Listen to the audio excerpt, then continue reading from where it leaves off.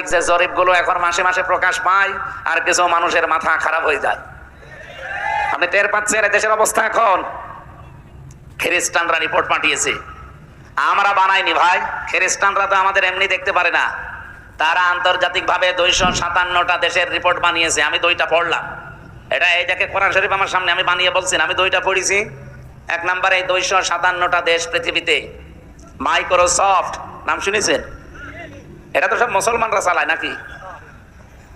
এরা রিপোর্ট বের করে জানাচ্ছে 257টা দেশে যারা ক্ষমতায় ছিল, এর ভেতরে 10 জন সবচাইতে নিকৃষ্ট মানুষ। তার 1 নম্বরে হাসিনা, 2 নম্বরে বাশার আল আসাদ, 3 নম্বরে Netanyahu.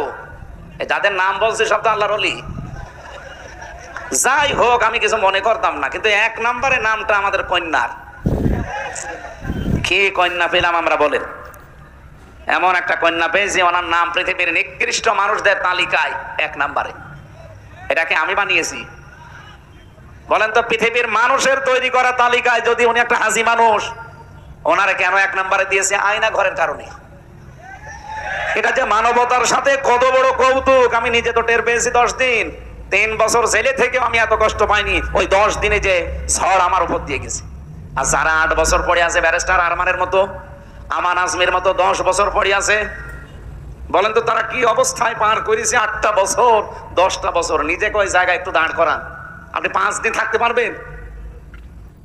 Rakan Grab, bila kecemasan tiba-tiba datang, memang sakit kepala.